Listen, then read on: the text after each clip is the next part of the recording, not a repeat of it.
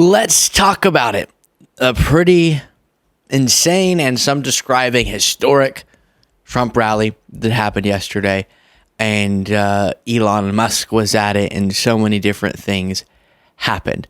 I do want to get into, just so I'm efficient with our discussion of this, the clips that relate to political points I want to make about them, right? That's what the show is.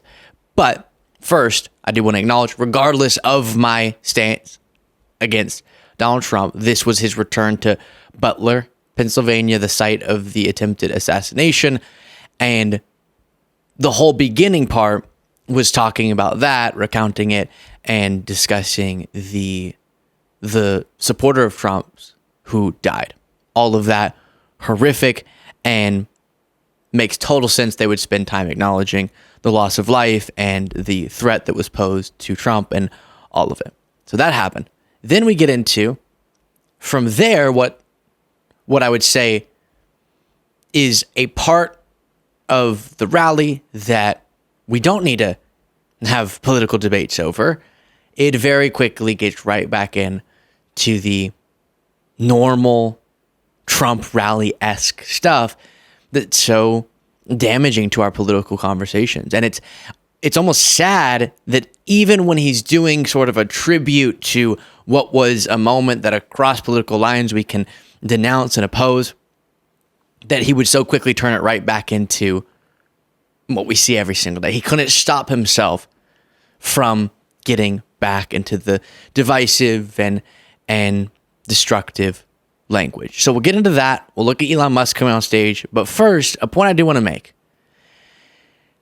is that I saw some people on our side circulating deceptive clips saying that there wasn't a crowd at this thing, or that, look, so many empty seats. And we have to be honest with ourselves. There have been rallies recently, I covered them, where there was a tiny crowd. And so that's interesting. Whoa, is Trump losing support? Not as much enthusiasm. He's getting more boring. True. In this case, because it was the site of the assassination, a big, well-covered event, let's not lie. There was a massive crowd. The fact that Trump has this much support still is a disturbing phenomenon, and we can acknowledge that.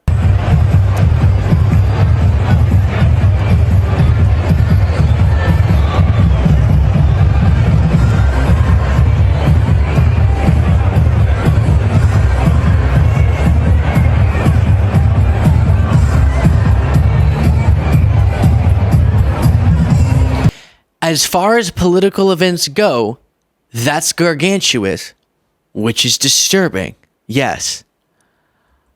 But showing some shot of an empty chair and saying, look, not that many people showed up. No. When it applies, as it has recently, let's talk about that.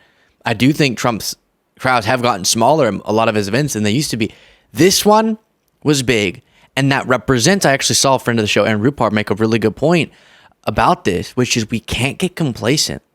Just because we do believe the momentum is with Vice President Harris, and it is fun when Trump does have a small rally to make fun of that because of how much he's obsessed with it. And I do believe Harris can, and I'm hoping will win. But let's not get complacent and think, see, no one supports him. There's no chance. He could win, and that's the really, really frightening part, which is why we need to work really hard. Okay, into the rally. Look how quickly it turned from what is an uncontroversially terrible event being reflected on, as we all can acknowledge, immediately getting back into his lies. Who wants men playing in women's sports? Who wants sex change operations for illegal aliens in holding bins? No, I don't think so. And he's also been saying at rallies that you'll send your kid to elementary school, I guess, and they'll come back having undergone a vicious surgery, I think was the language he used. A sex change operation at school. MAGA. Come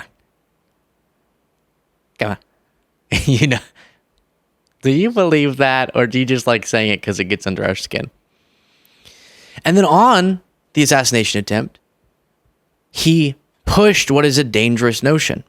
Over the past 8 years, those who want to stop us from achieving this future have slandered me, impeached me, indicted me, tried to throw me off the ballot, and who knows, maybe even tried to kill me.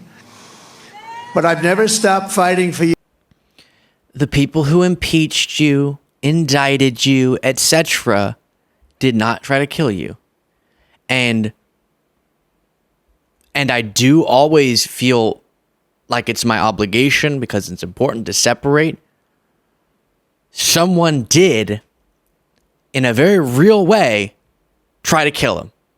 Once, getting so close. Second time, different person, getting, I would say, too close as well, but less damaging there. And that we all oppose. Why are you taking that and then using it as justification to lie about your political opponents? Because the deranged, in the case of Butler, it was someone who wasn't motivated by political ideology and was looking up names of Republicans and Democrats to find. Why would you turn that into, see, Nancy Pelosi, it's the same group? No, it's a deranged person that we all are opposed to. Then Elon Musk comes on stage. And my takeaway here is that think about how much they criticize Tim Walz for being sort of, I don't know if flamboyant is the right word when he comes on stage, but enthusiastic and expressive, and he'll sort of move his body in fun ways. And a lot of people find that likable. MAGA goes, oh, he's so weird and twitchy and Will they say the same criticism of Elon Musk here? To be joined tonight by one of the people who is going to help us build this incredible future. And he is a truly incredible guy. And I don't say that often. You say it constantly about everyone until they aren't as loyal to you as you want them to be. And then you say them the worst person ever. He's a great gentleman. He's done such an unbelievable job for North Carolina, for Georgia, for Alabama, for Florida, for Tennessee. His name is Elon Musk. He saved free speech. He created so many different great things. Where is he? Come on up here, Elon. He created the first major American car company in generations, and his rocket company is the only reason we can now send American astronauts into space. Come here. Take over, Elon. Yes, take over. So with all of my political disagreements with Elon Musk, I think the jumping up and down is cute, for lack of a better term. I don't have any problem with it. I just am curious if Jesse Waters will do a whole segment about how he's not manly enough like he did about Tim Walz. Probably not, but that sort of hypocrisy we're rather used to. And then here's this from Elon Musk. Like, text people now. Now. And then make sure they actually do vote. If they don't, this will be the last election. That's my prediction. Nothing's more important. Nothing's more important. Yeah, so I don't know what happened to him in terms of his political views, because he just went off the deep end. And now is saying this is going to be... The guy you're standing next to is the first president in ever, maybe, in the United States, who actually threatened to stop an electoral process.